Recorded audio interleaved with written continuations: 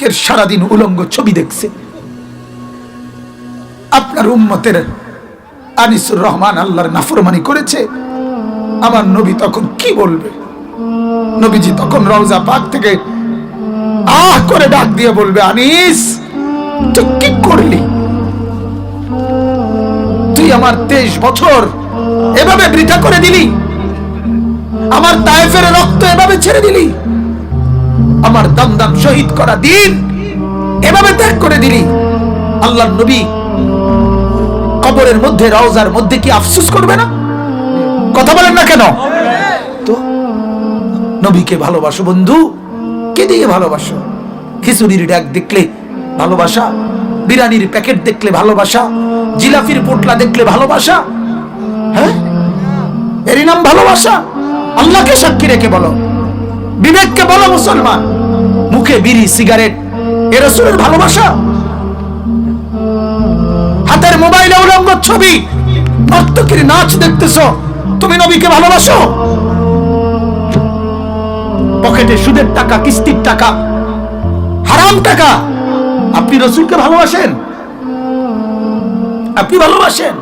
আপনার ঘরে রঙিন টেলিভিশনে নর্তকী নাচে, 20 বছর ধরে টেলিভিশন চলতেছে, একটা দিনের জন্য আপনার কলিজার মধ্যে একটু ব্যথাও লাগলো না, আপনি নবীকে ভালোবাসেন? এটা আমারে বুঝান, আমি বেকুব দাঁড়াইছে নাম করে। হ্যাঁ, গায়ের জোরে বলেন এটা না? গায়ের জোরে ভালোবাসা দুনিয়ায় দেখায় যান। কবরে আপনিও যাবেন, আমিও যাব, হাসরে আপনার সাথে আমার দেখা হবে, আমার সাথে আপনাদেরও দেখা হবে, একই মাঠে থাকবো আমরা। কথা বলেন না কেন? হাসরের মাঠে আমরা কয় মাঠে থাকুন? এক মাঠে, এক মাঠে একসাথে দেখা হবে। সেদিন বুঝবেন বিড়ি মুখে নবীর ভালোবাসা কেমনে হয়, সুদ খেয়ে নবীর ভালোবাসা কেমনে হয়, ছেলে বেনামাজি থাকলে নবীর ভালোবাসা কেমনে হয়, মেয়ে বেপর্দা হলে ছেলে নবীর ভালোবাসা কিভাবে হয়, চায়ের দোকানে নর্তকীর নাচে বসে থাকলে নবীর প্রেম কিভাবে হয়, এটা বুঝাই নিয়ে আমারে বুঝানোর দরকার নেই। আমারে আপনি বুঝাইয়েন না, আপনারে আমি বুঝাইলাম না মনে করেন, তা হাসরের ময়দানে বুঝাইতে হতো। কথা বলেন না কেন? আল্লাহ তাআলা বলবেন, বান্দা আমি কারো উপরে জুলুম করব না, ইন্নাল্লাহা লা ইয়াযলিমু মিসকালা দাররা, কোরআনে আছে আল্লাহ বলেন আমি কারো উপরে এক বিন্দু জুলুম করব না। তুমি জান্নাতে যাইবা না জাহান্নামে যাইবা, এটা তুমি একভাবে না বহু ভাবে বুঝাইয়া দেবো আমি আল্লাহ, এরপরে তোমার ফয়সালা শুনবা। আল্লাহ বলবে হাসরের ময়দানে, এই জমিন কথা বল, তার ব্যাপারে বল। জমিন বলবে, আল্লাহ বলবে এই অঙ্গ প্রত্যঙ্গ হাত পাও তোরা বল, তার ব্যাপারে বল। আল্লাহ বলবেন এই ডান কাদের বাম কাদের ফেরেশতা তোমরা বলো। আল্লাহ বলবেন এই ফেরেশতা খাতাটা দেখাও, ফাইলটা দেখাও, আমল নামার কি দেখাও, ফাইলটা দেখাও। এরপরে আল্লাহ তাআলা বলবেন, ও নবী, কোরআনে আছে প্রত্যেক নবীকে নিজ নিজ উম্মতের সামনে আল্লাহ দাঁড় করাবে, দাঁড় করাইয়া আল্লাহ তাআলা বলবে, এই নবী আপনি বলেন, আপনি পড়েন, আমল নামা পড়েন, এর আমল নামা, এর আমল নামা, এর আমল নামা আপনি পড়েন, পড়ে পড়ে আমনে কোন পরে কোনখানে দিলে ভালো হয় আপনি বলেন, আপনি সুপারিশ করেন, কথা বলেন, আপনি সাক্ষী দেন, আপনি কথা কন। এরপরে আল্লাহ বলে, বান্দা এবার আমি বলতেছি শোনো।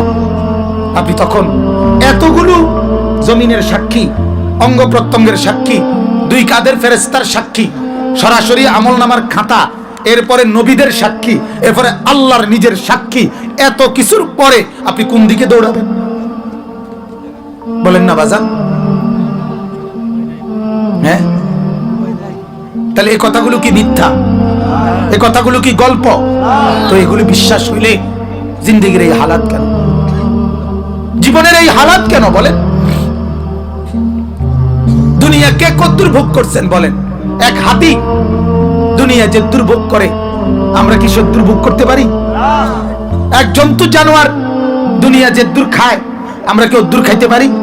আমরা গবেষণায় শুনছি একটা হাতি একদিনে 250 কেজি খাবার খায়, পাতালতা 90 লিটার পানি খায়।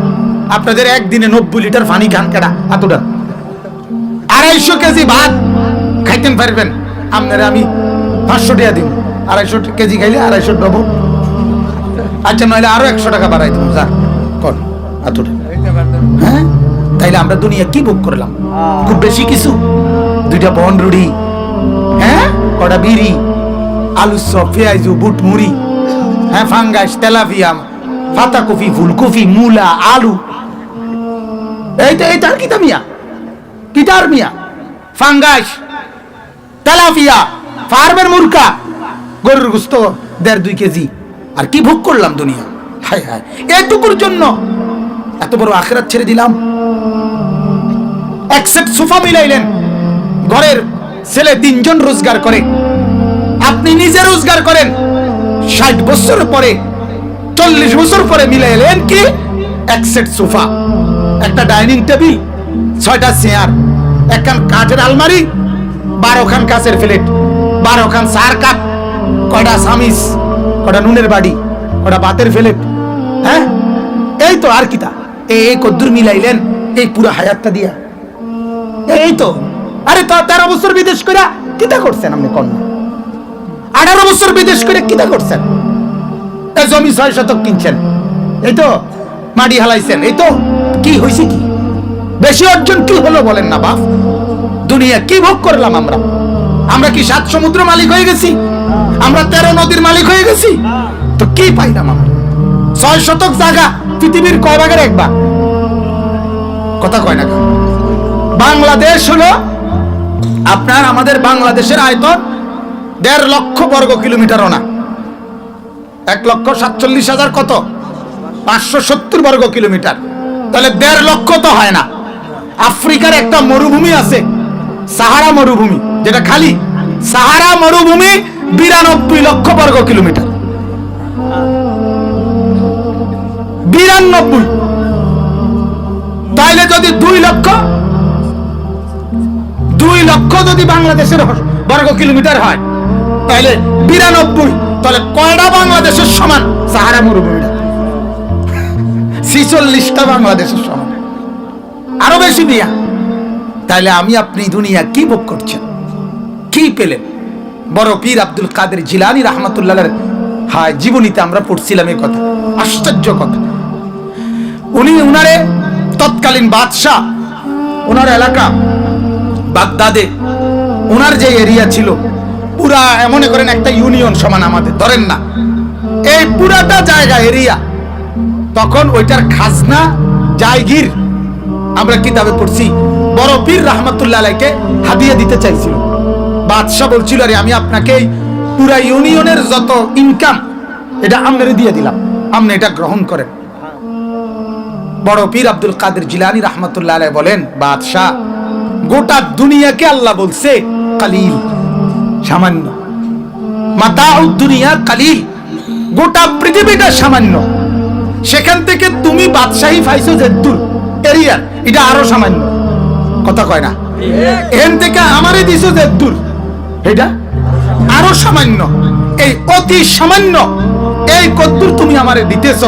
আর আমি আজ 40 বছর, আমি আজ 50 বছর তিল তিল করে গভীর রাতের তাহাজ্জুদ, আওয়াবিন, ইশরাক, চাশত, জিকির, তাসবিহ, তেলাওয়াত, বন্দেগী, সেজদা, নামাজ, সুন্নাত, দুরুদ, মহব্বত দিয়ে দিয়ে 40 বছরে 50 বছরে আখিরাতের যেই রাজত্ব আমি সাজাইছি, বুঝি এই কদ্দুর লইয়া আমি এটা হারাই লাইতাম, তুমি আমারে এরম বেকুব কেমনে বাজলাবে না?